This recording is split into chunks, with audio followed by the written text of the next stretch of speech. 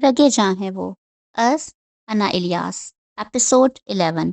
तुम पागल हो गए हो? मैं, जिसकी रोजी रोटी इस काम से जुड़ी है, मैं खुद अपने पाँव पर कुल्हाड़ा मारूंगी और इसे इधर उधर करवाऊंगी। हद हो गई है। तुम भी अक्ल से पैदल हो और तुम्हारा वो बॉस भी। जिस तरह वार्डन नहीं जानती, इसी तरह मैं भी अनजान हूँ कि ये सब किसने किया है, और ना ही मैंने किसी को इस सब में शामिल किया है।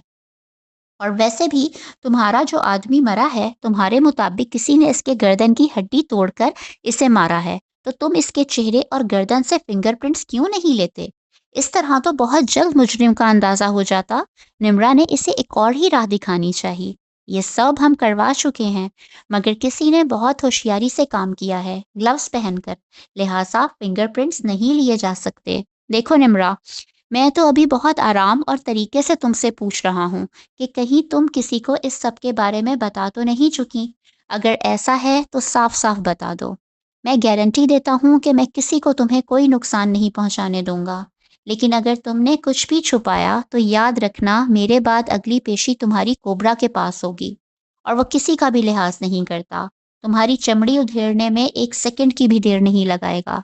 इसने निम्रा को धमकाना चाहा। ऐसे बहुत से कोबरे देखे हैं।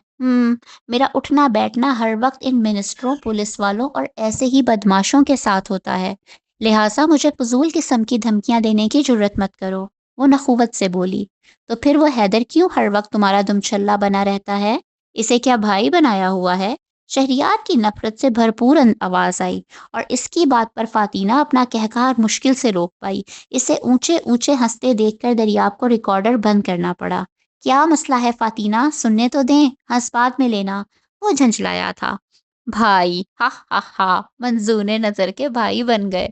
वो फिर हंसती चली गई। Shut up. अब दांत निकाले तो मेरा अब दांत निकाले तो सीरियसली इस खाली सड़क पर छोड़कर चला जाऊंगा। दरियाब ने अब की बार गुस्से से कहा, जिसका खातिर ख्वाह असर ये हुआ कि फातीना खामोश हो गई। दरियाब ने फिर वहीं से रिकॉर्डर चलाया। बकवास मत करो। वो जो कोई भी है, तुम्हें इससे मतलब नहीं होना चाहिए। तुम मेरे गार्जियन नहीं लगे हुए हो। तुम्हें अपने हर पर्सनल में इन्वॉल्व करूं। इसने शहरियार को डपटा। अगर इस सब के पीछे तुम्हारा वही चहीता हुआ तो याद रखना, मैं तुम्हें कोबरा के अताब से हरगिज नहीं बचाऊंगा। शहरियार की वार्निंग देती आवाज आई।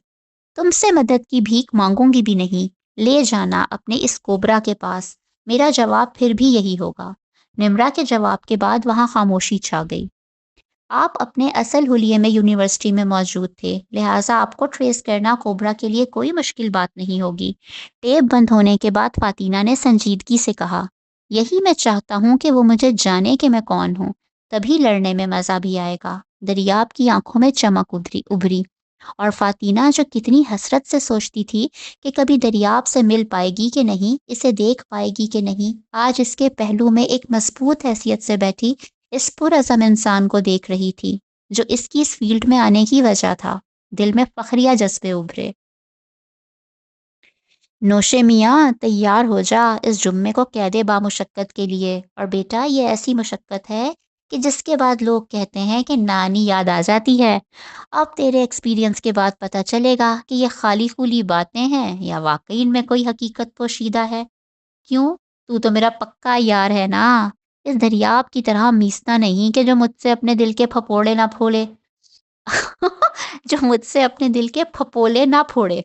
ताहा, जो कुछ देर पहले हॉस्पिटल से आया था, और आते साथ ही वसी ने इसे यह खबर दी थी कि इसकी मम्मी ने साशा को ओके करने के बाद इसी हफ्ते में जुम्मे के दिन इनकी शादी की तारीख रख दी है, जो कि 4 दिन बाद थी। इसके बाद वसी था और ताहा की पतली गर्दन। तुम्हारी मनहूस बातों के बाद तो यकीनन कोई खुशगवार तजर्बा नहीं ले सकूंगा। ताहा ने इसकी बातों पर सर पकड़कर कहा। दुनिया सच्चे लोगों को कब बर्दाश्त करती है, इसकी भी दुहाइयां उरूज पर थीं। वसीम ने उकताहट से हुजैफा को देखा, जो ताहा के साथ वाले सोफे पर बैठा खामोशी से मुस्कुराते हुए कंधे उचकाकर रह गया। वहां साशा भाभी तो नहीं बैठी कि तो इसे इतने प्यार से देख रहा है। वसी ने सरगोशी की। तेरी बकवास कब खत्म होगी? तुझे वास्ता है अल्लाह का, तू कोई लड़की पसंद कर ले, ताकि फिर हमें भी तेरा रिकॉर्ड लगाने का मौका मिले।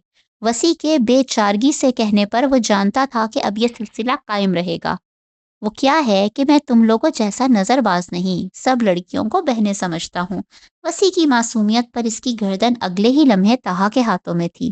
ارے کچھ خدا کا خوف کرو، میری گردن پتلی ہونے کا یہ مطلب ہرگز نہیں کہ تم لوگ ہر وقت اسے دبائے رکھو۔ کبھی وہ دریافت پکڑتا ہے اور کبھی تم، کاش تم لوگوں کی طرح میری گردن بھی موٹی ہوتی۔ وہ واویلا کر رہا تھا۔ ہم نظر باز ہیں، تہا مصنوعی غصے سے بولا۔ نہیں نہیں، تم لوگ تو ٹوپی برقع پہن کر پھرنے والے شریف لڑکے ہو، وہ تو میں ہوں جو لڑکیاں تاڑ تاڑ کر تم لوگوں کے ساتھ سیٹ کرواتا ہوں۔ وہ جلدی سے بولا۔ وسیع تو واقعی کسی دن ضائع ہو جائے گا ہمارے ہاتھوں، تاہا نے اس کی گردن چھوڑتے ہوئے کہا۔ ابھی تو بھابھی نے قدم رنجا نہیں فرمائے اور میں تجھے کھٹکنے لگا۔ وہ آ جائیں گی تو ہمیں پہچاننے سے بھی انکار کر دے گا۔ وسیع کہتے ساتھ ہی کمرے کی طرف دوڑ پڑا۔ شہریار کو مسلسل کوبرا کا فون آ رہا تھا، مگر اسے سمجھ نہیں آ رہی تھی کہ وہ اسے کیا بتائے۔ آخر تیسری مرتبہ اس کے فون کرنے پر اس نے فون اٹھا لیا۔ باس، وہ میں نے اس سے پتہ کیا ہے، اس نے تھوک نکلتے بات کا آغاز کیا۔ پھر کوبرا سرد لہجے میں بولا۔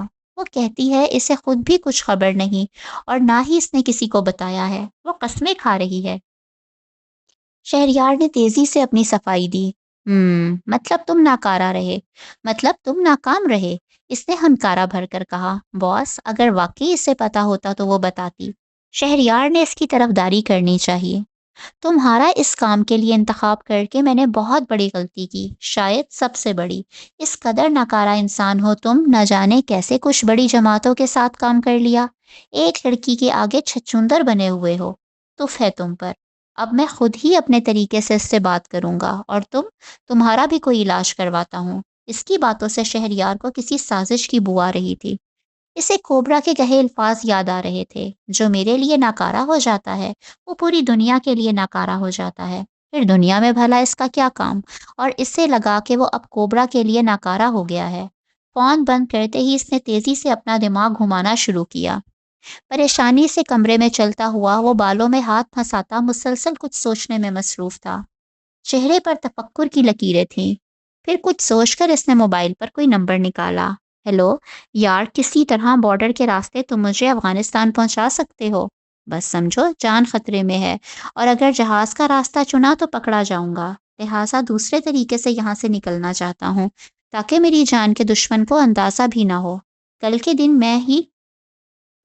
میں ہی میں تم تک پہنچتا ہوں، تم بس مجھے یہاں سے نکلوانے کی کوشش کرو۔ اس کا کوئی دوست تھا جسے پوری بات بتانے کی بجائے بس اپنا اس ملک سے بھاگنے کا مقصد بتایا تھا۔ ٹھیک ہے، میں آج رات ہی یہاں سے نکلتا ہوں۔ فون بند کر کے وہ کچھ مطمئن ہوا اور پھر تیزی سے الماری کی جانب بڑھ کر کچھ کپڑے بیگ میں ٹھونسنے کے سے انداز میں رکھنے لگا۔ اگلے دن سے ہی ساشا کی شادی کی تیاریاں شروع ہو گئیں۔ گو کہ تہا نے سختی سے کہا تھا کہ صرف نکاح، رخصتی اور اگلے دن ولیمہ ہوگا۔ اس کے باوجود فاتینہ اور وسیع نے گٹھ جوڑ کر کے ان کی مہندی کا فنکشن نکال ہی لیا تھا۔ وسیع نے حذیفہ اور دریاب کو بھی اپنا حامی بنا لیا تھا۔ نکاح کا دن جمعے کا اسی وجہ سے رکھا گیا تھا کہ جمعے رات کی رات سبتین اپنا مشن ختم کر کے آ رہے تھے، لہٰذا ان سب نے جمعرات کی رات کو مہندی کا فنکشن رکھنے کا فیصلہ کیا۔ اس وقت بھی فاتینہ، ساشا اور مزنہ بازاروں کی خاک چھان رہی تھیں۔ ساشا پہلی بار مزنہ سے ملی تھی اور ملتے ساتھ ہی ان کے مابین اچھی خاصی دوستی ہو گئی تھی۔ ساشا نقاب میں ہی تھی، جبکہ وہ دونوں اپنے مخصوص ولیے جینز، کرتا اور سکارف کے ساتھ جیکٹس پہنے ہوئے تھیں۔ ساشا پہلی مرتبہ فاتینہ کو لڑکیوں والے کسی کام کو شوق سے کرتے ہوئے دیکھ رہی تھی۔ وہ بڑھ چڑھ کر ساشا کے لیے مہندی کا سوٹ سلیکٹ کر رہی تھی۔ مزنہ پہلے ہی اپنے لیے خرید چکی تھی۔ تم کیا اس دن بھی اسی حلیے میں رہو گی؟ مزنہ نے ساشا کے لیے ذوق و شوق سے ڈریس سلیکٹ کرتے دیکھ کر پوچھا، کیونکہ اس نے ابھی تک اپنے لیے کچھ بھی نہیں لیا تھا۔ ساشا کے لیے کچھ سوٹ لیے تھے اور باقی کی مزنہ کی شاپنگ میں مدد کی تھی۔ یار، مجھ سے یہ چمکیلے بھڑکیلے کپڑے نہیں پہنے جاتے، ہاں دیکھنے کی حد تک اچھے ہیں، لیکن میں ان کو پہنوں؟ نو وے۔ اس نے ہاتھ اٹھا کر اشارہ کیا۔ جو اپنے نکاح جیسے اہم دن پر ایسے کپڑوں کو اہمیت نہ دے، اس نے کسی کی شادی میں کہاں سے ایسے کپڑے پہننے ہیں؟ ساشا بے اختیار وہ راز بھول گئی جسے فاتینہ نے ابھی تک مزنہ سے چھپایا ہوا تھا۔ کیا مطلب؟ मुस्ना बुरी तरह चौंकी थी। कुछ नहीं, बकबक कर रही है ये, फातिना ने इसे घूरते हुए कहा। बकबक नहीं कर रही, तुम कुछ छुपा रही हो मेरे से। मुस्ना ने इसे खा जाने वाली नजरों से देखा। आखिर मेरा असर हो ही गया ना तुम पर, मगर अफसोस बड़ी देर बाद हुआ। बात को इधर उधर मत करो, सीधी तरह बताओ। साशा बेचारी अपनी बेख्तियारी पर शर्मिंदा सी हो रही थी। उफ, निकाह हो गया है मेरा। इसने जिस अंदाज में कहा वो मुस्ना को मजीद चौंका गया। डफर, इतनी बड़ी बात तुम मुझसे छुपाई, और ये खुशी की बात है। मगर आहिस्ता वो आहिस्ता मगर पुरजोश अंदाज में बोली। मगर दूसरी जानिब हर तरह का जज्बा मफकूद था। यार, अजीब इमरजेंसी वाला निकाह था, मुझे नहीं पसंद। इसने जान छुड़ाने वाले अंदाज में कहा। निकाह नहीं पसंद, या जिससे हुआ है वो नहीं पसंद? मुस्ना कहाँ अब इसका पीछा छोड़ने वाली थी। हुआ किससे है?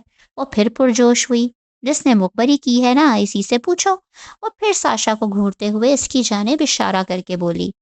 यानी तुम कितनी डैश हो, तुम मुझे कभी ना बताती। मुस्ना को अब की बार और गुस्सा आया। अरे यार, ये बात नहीं, वो झंझलाई। साशा तुम बताओ। अब मुस्ना का रुख खामोश बैठी साशा की जानिब हुआ, जो इन दोनों के बीच बैठी हुई थी। सेल्समैन ने कपड़े पैक करके इनकी जानिब बढ़ाए तो वो खामोशी से लेकर वहां से उठी। मगर मुज़ना अब बेचैन मगर मुज़ना अब चैन से रहने वाली नहीं थी। यार, वो दरियाब भाई है ना? साशा को बताना ही पड़ा। कौन दरियाब? इसने उलझकर सवाल किया। जिन्हें तुम हैदर की हैसियत से जानती हो। और फिर साशा ने इसे अलिफ से ये तक सब बता दिया। फातिना की इसके लिए फीलिंग्स भी, और उनका दरियाब की असलियत छुपाना भी। Oh my God, is it so romantic?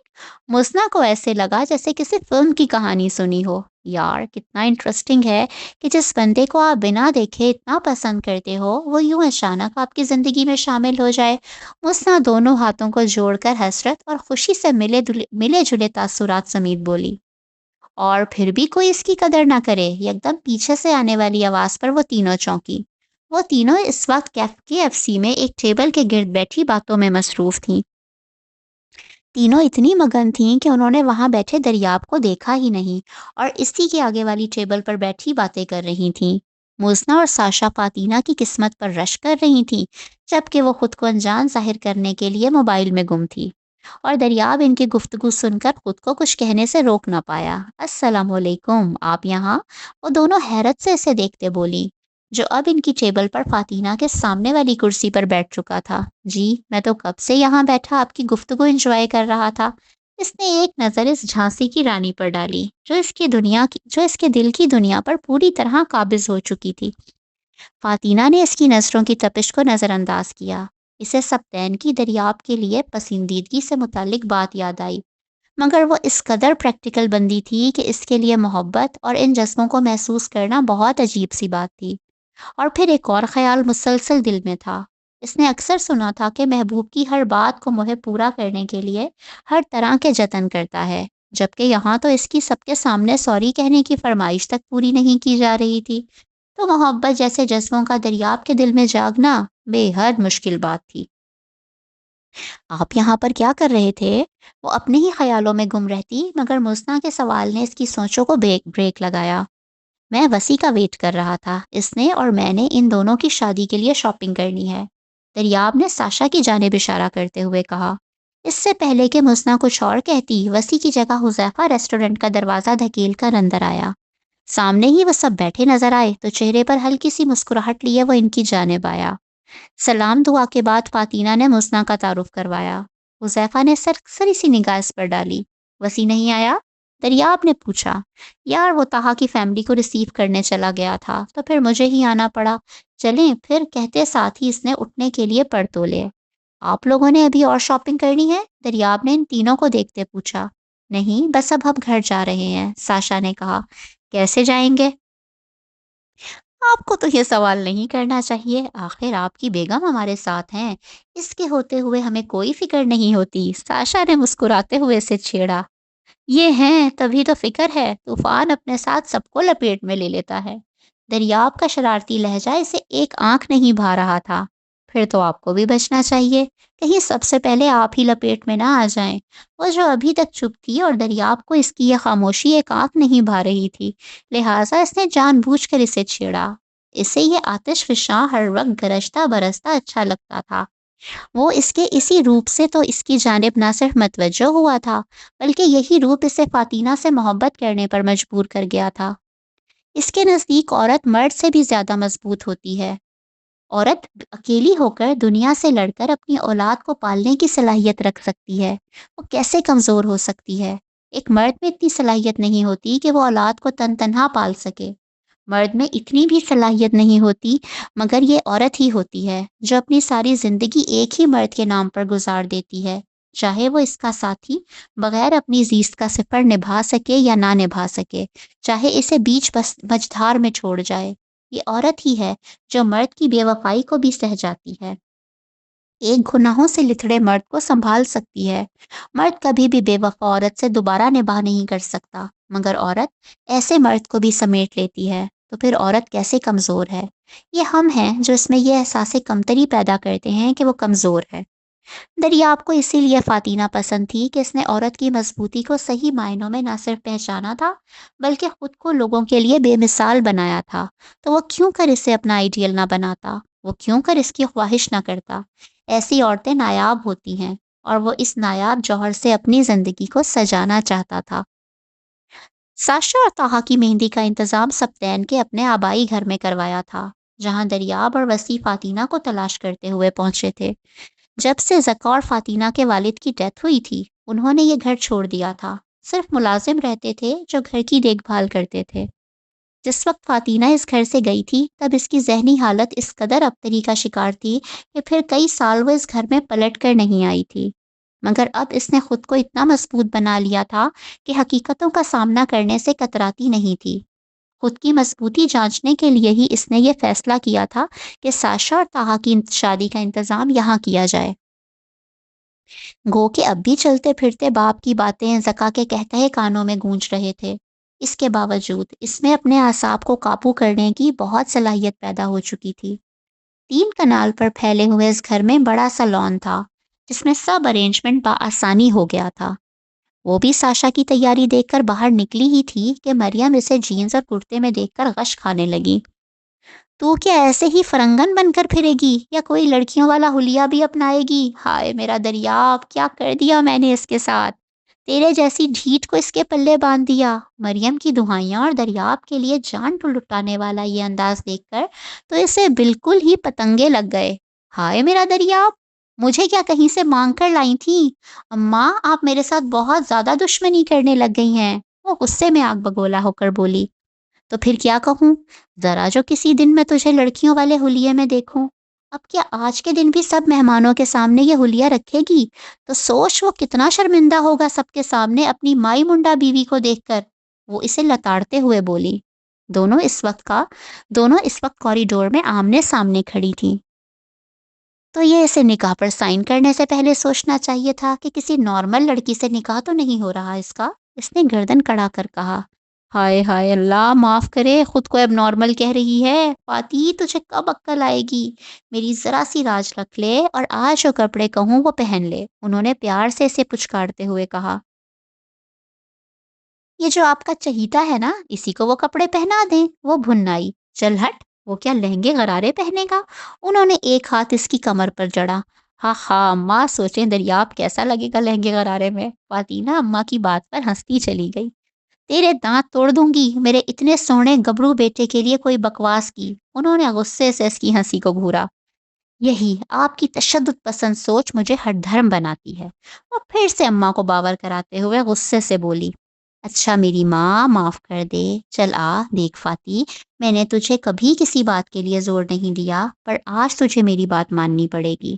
وہ اسے اپنے ساتھ گھسیٹتے ہوئے کمرے میں لائیں اور سامنے بیڈ پر پڑے سٹائلش سے چٹا پٹی کے غرارے، جس کے ساتھ پرنٹڈ شرٹ اور مختلف رنگوں کا دوپٹہ تھا، کی طرف اشارہ کر کے بولی۔ آج تو یہ پہن لے۔ انہوں نے لجاجت بھرے لہجے میں کہا۔ یہ میں پہنوں؟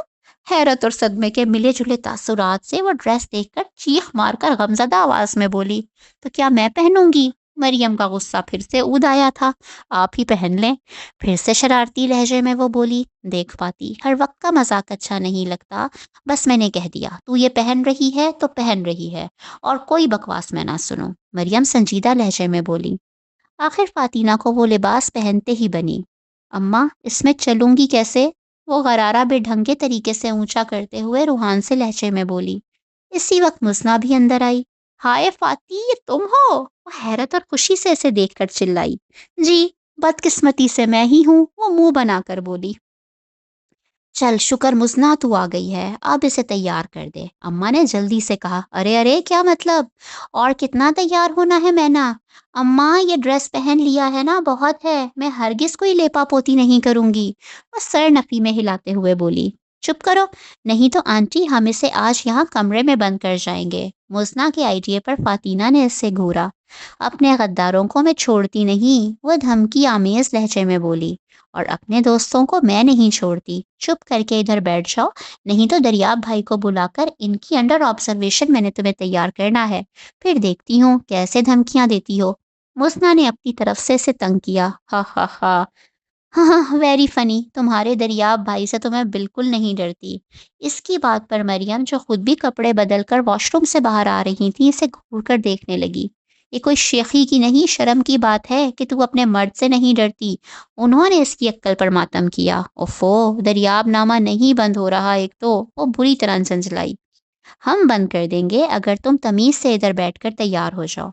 مزنہ جو خود ڈارک گرین اور گولڈن لانگ شرٹ، چوڑی دار پاجامہ اور دوپٹہ میں ملبوس نک سک سے تیار بہت خوبصورت لگ رہی تھی، بیگ میں سے میک اپ کی چیزیں نکال کر بولی۔ وہ جانتی تھی کہ فاتینہ جیسی بدذوق کے پاس میک اپ نام کی کوئی چیز نہیں ہوگی، لہٰذا آتے ہوئے اپنا میک اپ کا سامان بھی ساتھ لے آئی تھی۔ اگر تم نے مجھے بھوت بنایا تو یاد رکھنا تمہارے سجے سنورے منہ پر پانی پھینک دوں گی۔ وہ اسے دھمکیاں دیتی اس کے قابو میں آنے والی کہاں تھی؟ کچھ اماں کی گھوریاں اسے مجبور کر رہی تھیں کہ آج وہ لڑکیوں والے حلیے میں آ ہی جائے۔ لگتا ہے ہم کسی غلط گھر میں آ گئے، سوری باجی، ہم سمجھے تھے ہماری فاتینہ بھابھی کا گھر ہے یہ، مگر آپ تو کوئی اور ہی ہیں۔ فاتینہ جو دولہے اور اس کے گھر والوں کا استقبال کرنے گیٹ کے قریب بنی روش پر کھڑی تھی، وسیع کی باتیں سن کر اس کا دل کیا کہ ابھی جا کر منہ دھوائے۔ مگر خاتون آپ تو کچھ جانی پہچانی لگتی ہیں۔ اب کی بار وسیع نے مزنہ سے کہا۔ وہ سب جو طاہا کے ساتھ آئے تھے وسیع کی باتیں سن کر محظوظ ہوتے آگے بڑھنے لگے۔ فاتینہ نے مزنہ کو گھورا۔ دیکھ لو کتنی پیاری لگ رہی ہو تم، تمہیں کوئی پہچان ہی نہیں پا رہا، مزنہ فخری انداز سے بولی۔ پیاری یا بھیانک، کتنی باتیں سنا گیا ہے وسیع۔ اس کا بس نہیں چل رہا تھا کہ وہ بھاگ جائے۔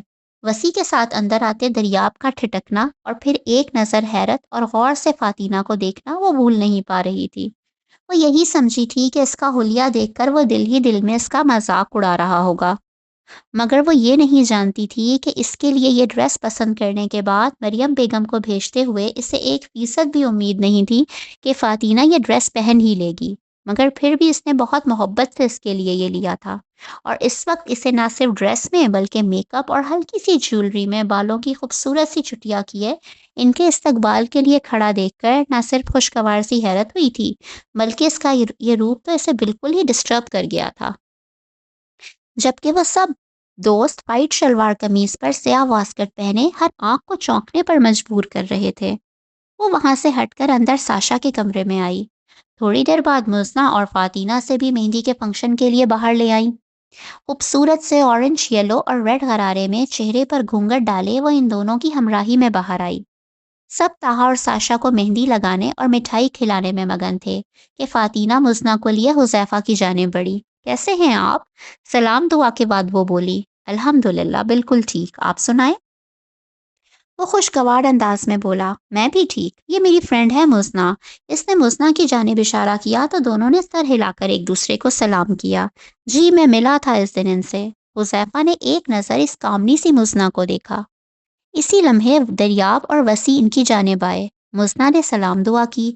آپ نے آج کس سیلون کو شرف بخشا ہے؟ وسیع کہاں چپ رہ سکتا تھا۔ اب آپ نے اس حوالے سے مجھے کچھ بھی کہا نا تو یاد رکھنا، مہندی بھلے طاہا کی ہے مگر آپ کے منہ پر مہندی کے چھاپے میں نے ڈال دینے ہیں۔ وسیع کی بات پر دانت کچکچا کر بولی۔ میرے جھکڑ کو کیوں چھیڑتے ہو؟ دریاب کے لہجے میں شرارت کے ساتھ ساتھ کچھ ایسا تھا جو فاتینہ کو کچھ لمحے کے لیے گنگ کر گیا۔ وہ فاتینہ کو دیکھ نہیں رہا تھا، پھر بھی اسے ایسا محسوس ہو رہا تھا کہ اس کی تمام حسیات آج فاتینہ کی ہی جانب ہیں۔ ہا ہا ہا گڈ شاٹ، وسی نے بھرپور کہا لگایا۔ فاتینہ پھر وہاں رکی نہیں تھی، دوسری جانب چلی گئی، اور یہ پہلی مرتبہ ہوا تھا کہ اس نے کوئی جوابی کارروائی نہیں کی تھی۔ وہ ابھی تک دریاب کے اس جملے کے سحر میں الجھی تھی۔ شی از شی از شی is a nice girl. Sorry, وہ انگلش میں لائنیں لکھی ہوئی ہیں تو سم ٹائمز پڑھنا مشکل ہو جاتا ہے، sorry. She is a nice girl. ان دونوں کے مڑتے ہی حذیفہ نے جو تبصرہ کیا وہ وسیع اور دریاب کو چونکا گیا۔ Nice girl, Daryab, point to be noted. یہ ہمارے حذیفہ نے ہی کہا ہے نا بیٹا، طبیعت ٹھیک ہے آج؟ اس کے ماتھے پر ہاتھ رکھتا ہوا وہ شرارتی انداز میں بولا، جبکہ حذیفہ نے اس کا ہاتھ پیچھے کرتے ہوئے خود کو کوسا کہ کس کے سامنے کہہ گیا۔ بیٹا ٹھیک نہیں لگ رہا تو، یہ طاہا نے تو سب کو بگاڑ دیا ہے، پہلے وہ، پھر دریاب، اور اب تم بھی۔ اے اللہ، میرے ساتھ کیا دشمنی تھی؟ ان کی کوئی بھولی برسری سہیلی کی سیٹنگ میرے ساتھ بھی کروا دیں، یا کنوارا رکھنے کا پروگرام ہے؟ میں نے کیا گناہ کیا ہے؟ ان کو دیکھ دیکھ کر میں جلوں؟ یہ تو کھلا تضاد ہے۔ وسیع کی آہ فگاری پر دونوں سوائے ہنسنے کے اور کچھ نہیں کر سکتے تھے۔ کھانا کھانے کے بعد جو ہی سب فارغ ہوئے، دریاب نے آواز میں سب کو متوجہ کیا، گو کہ یہ محفل ساشا اور طاہا کے اعزاز میں سجی ہے، مگر میں اس محفل سے تھوڑا سا فائدہ اٹھانا چاہتا ہوں، کسی سے کچھ کہنا ہے۔ My guys, will you please help me? کہتے ہی اس نے طاہا، وسیع اور حذیفہ کو اپنے ساتھ بلایا۔ وہ چاروں جو اسٹیج بنایا گیا تھا اس کے پیچھے گئے۔ تھوڑی ہی دیر بعد ایک بہت بڑا سا کارڈ لیے وہ چاروں ایک جانب سے باہر آ کھڑے ہوئے۔ اس کارڈ پر بڑا بڑا سوری فاتی لکھا ہوا تھا۔ I am extremely sorry for all jokes which I have made for you. I am sorry for what I have hurt you. Please excuse me. Apology. Accept my apology. دریاب آہستہ سے چلتا ہوا فاتینہ کے قریب آیا، جو اسٹیج کے سامنے مزنہ کے ساتھ چیئر پر بیٹھی حیرت سے گنگ دریاب کو دیکھ رہی تھی۔ وہ نہیں جانتی تھی کہ وہ شخص اس کی خواہش کو یوں پورا کرے گا۔ پھر اس کا ہاتھ پکڑ کر اسے کھڑا کرتے اس کارڈ کی جانب لے آیا، جس سے وہ تینوں پکڑے کھڑے تھے۔ سب حیرت سے یہ منظر دیکھ رہے تھے۔ سوری بھابھی، وہ تینوں یک زبان بولے۔ فاتینہ کے چہرے پر ہلکی سی مسکراہٹ رکی۔ اس کارڈ کو کھولا تو سب نے اپنے اپنے الفاظ میں بہت سے جملے لکھ کر اس سے معافی مانگی ہوئی تھی، اور آخر میں دریاب نے لکھا ہوا تھا، Your عشق for دریاب is commendable and your hate for Haider is so lovable. Thank you for this. وہ اس شخص کے عشق میں حقیقت میں مبتلا ہو رہی تھی، وہی عشق جو ہر محب اپنے محبوب سے کرتا ہے۔ اس عشق کی لذت وہ پہلی مرتبہ چکھ رہی تھی۔ Thank you. ان سب کا شکریہ ادا کرتے اس نے آہستگی سے وہ کارڈ تھام لیا۔ لولی دریاب بھائی، سب دریاب کو شاباشی دے رہے تھے۔ رات آدھی سے زیادہ ہو چکی تھی، مگر وہ اب تک بے یقینی کی کیفیت میں تھی، اور اسی وجہ سے نیند بھی آنکھوں سے کوسوں دور تھی۔ ساشا، جس کا کل نکاح تھا، وہ مزے سے سوئی ہوئی تھی، جبکہ وہ جس کا نکاح ہو بھی چکا تھا، مگر اسے اس رشتے کی حقیقت آج محسوس ہوئی تھی۔ دریاب سے وہ ایسے کسی رویے کی امید نہیں کرتی تھی۔ وہ سوچ بھی نہیں سکتی تھی کہ دریاب کو اس کی یہ خواہش یاد بھی ہوگی، مگر اتنے مجمع کے سامنے اس کا معذرت کرنا، پھر باقی کا وقت اس کی نظروں کے حصار میں رہنا، فاتینہ کو پے در پہ حیرت زدہ کر رہا تھا۔ تو کیا واقعی چاچو نے صحیح کہا تھا؟ دریاب نے خود اس کی خواہش کی تھی، مگر وہ تو کسی بھی طرح اس کے پاسنگ نہیں تھی، نہ اس جیسی خوبصورت، نہ جینیس۔ پھر اس نے اس میں کیا دیکھا؟ وہ گلاس ونڈو کے سامنے کھڑے تاریکی میں نظر آنے والے باغ کے درختوں کو دیکھ کر سوچتی چلی جا رہی تھی اور الجھتی جا رہی تھی۔ اسی وقت موبائل کی بیل نے اس کی محویت توڑی۔ حیرت میں ڈوبی وہ بیڈ کے دائیں جانب رکھی سائڈ ٹیبل کے قریب آئی، ہاتھ بڑھا کر موبائل اٹھایا تو دریاب کا نمبر جگمگا رہا تھا۔ حیرت مزید سوا ہوئی، یس کا بٹن دبا کر کان لگایا فون سے تو واپس اسی جگہ پر آئی۔ ہیلو، السلام علیکم، کیسی ہیں آپ؟ دریاب نے گھمبیر لہجے میں پوچھا۔ بالکل ٹھیک، خیریت؟ اس نے پریشانی سے پوچھا۔ جی الحمدللہ، ویسے وعلیکم السلام کہنے کے بعد خیریت پوچھتے ہیں، اس نے فاتینہ پر چوٹ کی۔ اوہ سوری، وعلیکم السلام، وہ جلدی سے معذرت کرتے ہوئے بولی۔ لیکن آپ نے اس وقت کیوں فون کیا؟ پھر وہی تشویش۔ کیوں، میں آپ کو اس وقت فون نہیں کر سکتا؟ الٹا سوال ہوا۔ نہیں، ترنت جواب پر وہ حیران ہوا۔ وہ کیوں؟ پھر پوچھا گیا، اس لیے کہ یہ شریفوں کے سونے کا ٹائم ہوتا ہے۔ اپنا اعتماد بحال کرتے ہوئے وہ اپنے ہمیشہ والے اکھڑ لہجے میں بولی، ہاں لیکن شریف لوگ نہ تو اس وقت سو رہے ہیں، نہ ان کے سونے کے امکان نظر آ رہے ہیں، بلکہ کھڑکی میں کھڑے تاریکی میں کسی کو ڈھونڈنے کی کوشش کر رہے ہیں۔ اس کی بات چیت نے فاطینہ کو گھبراہٹ میں مبتلا کیا۔ کیا مطلب؟ آپ کو کیسے پتا؟ وہ گھبراہٹ میں اسے اپنا ہمراز بنا بیٹھی۔ یعنی آپ مانتی ہیں کہ آپ مجھے ڈھونڈ رہی ہیں؟ اس کی شرارتی آواز پر فاطینہ کو جوش آیا کہ وہ کیا کہہ گئی ہے، ہوش آیا کہ وہ کیا کہہ گئی ہے۔ جی نہیں، یہ بات مان رہی ہوں کہ میں سوئی نہیں۔ اس نے اپنی لرزتی آواز پر قابو پایا۔ ہا ہا ہا، دریاب حیدر سے خود کو چھپا رہی ہیں۔ اس کی آواز کی گھمبیرتا نے اسے پھر سے گھبراہٹ میں مبتلا کیا۔ آپ کو کیسے پتا چلا کہ میں جاگ رہی ہوں اور کھڑکی میں کھڑی ہوں؟ وہ دریاب کے سوال کو نظر انداز کر گئی۔ وہ اس طرح کہ میں آپ کے لان میں سنگی بینچ پر بیٹھا ہوں، دائیں جانب دیکھیں۔ اس کے کہنے پر وہ ششدر رہ گئی۔ جو ہی نگاہ اٹھائی، دائیں جانب بنے سنگی بینچ پر پڑی دریاب اس کے پولز کی فینسی لائٹ میں بیٹھا نظر آیا۔ اس کے دیکھنے پر ہاتھ ہلایا۔ وہ حیرت سے پلکیں جھپکتی سے دیکھ رہی تھی۔ اتنی بڑی بڑی آنکھیں مت کھولیں، ڈر لگ رہا ہے۔ دریاب نے اس کی بڑی آنکھوں پر چوٹ کی۔ اور کسی خوش فہمی میں بھی مت رہیے گا، میں آپ کی محبت میں بے حال ہوتا یہاں نہیں آیا، بلکہ میں تو گھر چلا گیا تھا، لیکن سر نے کسی کام سے بلایا، تھوڑی دیر پہلے آیا تھا، واپس جا ہی رہا تھا کہ نظر آپ کی کھڑکی کی جانب اٹھی، سوچا پوچھ لوں، کہیں چمگادڑوں سے تو تعلق نہیں جو اتنی رات میں بھی جاگ رہی ہیں؟ مجھے تو یکدم اپنے مستقبل کی فکر لگ گئی ہے۔ اس کی بات پر فاطینہ جتنا بھی تل ملاتی کم تھا۔ اف، اس شخص کو مجھ سے محبت ہوگی، امپاسبل، غصے سے جبڑے بھیجتے ہوئے سوچا۔ ہاں ہے تعلق، اور چمگادڑوں کی طرح چمٹ بھی جاتی ہوں، پھر خون پی کر ہی پیچھے ہٹتی ہوں۔ اس کے جواب پر دوسری طرف سے دریاب کا کہا سنائی دیا، بلکہ وہ تو اسے سامنے دکھائی بھی دے رہا تھا۔ خود بھی الوؤں کی نسل سے تعلق رکھتے ہیں، جائیں اپنے گھر، جان چھوڑیں ہماری۔ اس نے عاجز آتے ہوئے کہا، افسوس، پہلی بیوی دیکھی ہے جو اپنے شوہر کو ایسے کوسنے دے رہی ہے۔ اس کے لہجے میں دنیا بھر کی بیچارگی سموتے ہوئے کہا، اور پہلا شوہر دیکھا ہے جو بیوی کو جانوروں سے ملا رہا ہے۔ وہ کہاں پیچھے ہٹنے والی تھی، جھٹ جواب حاضر تھا۔ اصل میں حقیقت پسند ہوں۔ وہ جان بوجھ کر بات کو طول دے رہا تھا۔ لگتا ہے آپ نے کل نکاح میں نہیں آنا، جائیں اب، اس نے جان چھڑانی چاہی۔ وہ تو انشاءاللہ پہنچ ہی جائیں گے، کوئی دل سے میرے نہ آنے کی دعائیں مانگے چاہے جتنا۔ اتنا فالتو ٹائم نہیں لوگوں کے پاس کہ وہ اپنے لیے دعائیں مانگنے کی بجائے آپ کے لیے دعائیں مانگیں۔ وہ منہ بنا کر بولی، اوکے میں چلتا ہوں، آپ کی تو باتیں ہی ختم نہیں ہو رہی۔ وہ آتے وقت اسے دیکھنے کی جو خواہش دل میں لے کر آیا تھا وہ پوری ہو گئی تھی، نہ صرف اسے دیکھنے کی بلکہ بات کرنے کی خواہش بھی۔ مگر وہ اپنے نام کا ایک تھا، کیسے اس پر ظاہر ہونے دیتا؟ نہ جانے کیوں اسے چڑھانے میں بہت مزہ آتا تھا۔ اللہ حافظ، اس نے چڑھ کر مزید کچھ کہنے سے خود کو روکتے ہوئے فون بند کیا اور مڑ کر بیڈ پر ساشا کے قریب لیٹ کر کتنی ہی دیر دریاب کی باتوں پر پیش تھاپ کھاتی رہی۔ چلیں جی، انشاءاللہ اب نیکسٹ ویڈیو میں ملاقات ہوتی ہے۔ چینل کو سبسکرائب کرنا نہ بھولیے گا، اور ویڈیو پسند آئے تو لائک اور شیئر بھی کریے گا۔ اللہ حافظ۔